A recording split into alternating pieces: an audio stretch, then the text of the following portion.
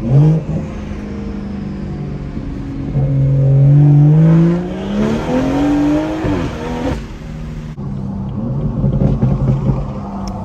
here goes one last good pull to say my goodbyes on the Stage 2 Plus 93 octane.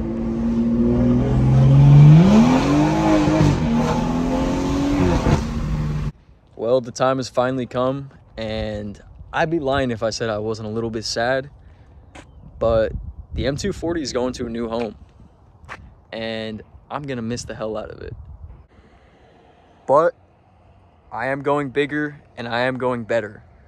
So for those of you that want to stick around and follow the next build, it's gonna go crazy. I honestly cannot wait to see how it turns out and what kind of power it makes. So I actually do have a 7-hour drive to go swap out cars and then a 7-hour drive home. So I'm not gonna show you guys any of that boring stuff. Let's just get right to it. Here's the new build. After 14 hours of driving, I'm home and I now own my dream car. For those of you that have been following along know that I've been talking about getting one of these for a while, and I'm still in awe that I own one, and I don't think I'm gonna like get used to owning this thing for quite a while. Like, I can't stop staring at it, and it's absolutely beautiful. I honestly got a beautiful spec. This blue looks so good in person. Got the multi-color wheels, the red calipers. It's a gloss black exterior with the carbon fiber roof. I mean, this thing is mean. I'm definitely gonna miss the M240i, but this thing is just like, getting an S58 was the only way up, because B58 is, I mean, that's like the best, one of the best engines ever made. So I'm super excited to see, you know, the capabilities of this S58, and I've never been so excited to finally be able to build my dream car. I've wanted an M3 for as long as I could remember. The rear end is insane. It's so wide.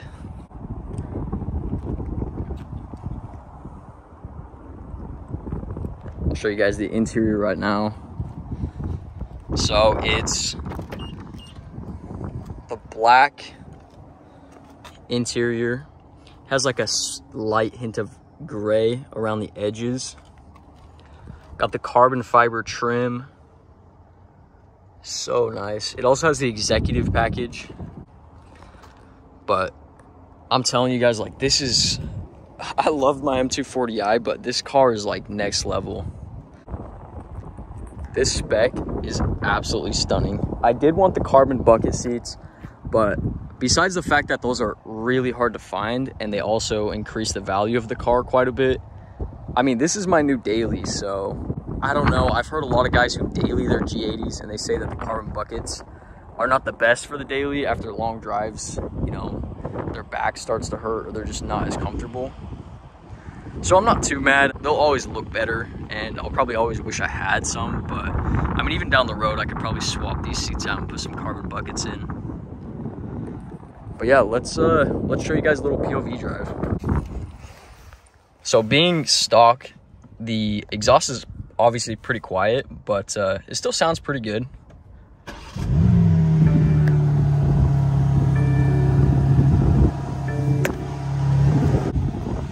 It's a little windy, so hopefully you guys can still hear this.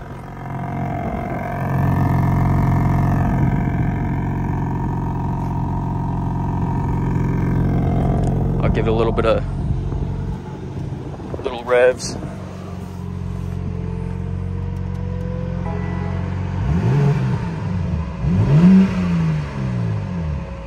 Had a little blow off right there too. I actually have never heard that.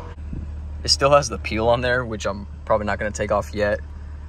But I mean, this thing is like brand new, and like I said, it still hasn't processed. Like, I still have not fully processed that this thing is mine.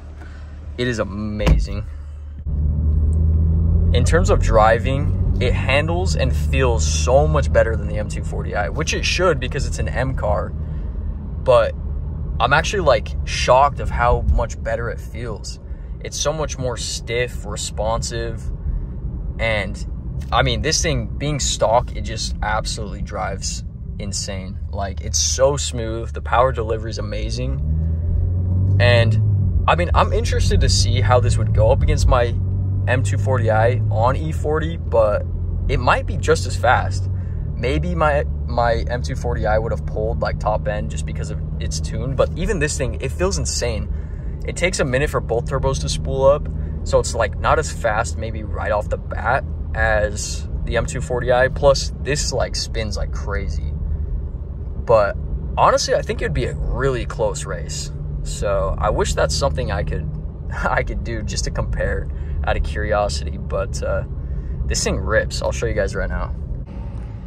So if you click M mode, puts it in sport and it changes the display, and then I have M2 set to like the sportiest settings of everything.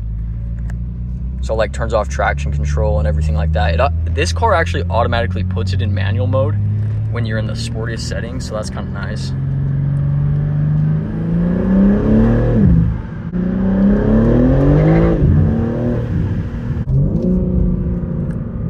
It sounds pretty dang good for stock.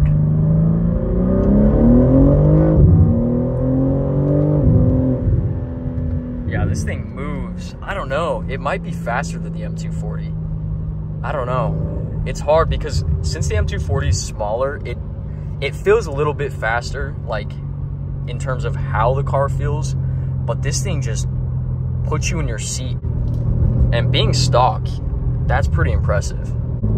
But I am super excited to show you guys this build. I have so much content planned that I want to do with this car, and I honestly did not post as much content as I wanted around the M240i, but I'm not going to make that same mistake with this car.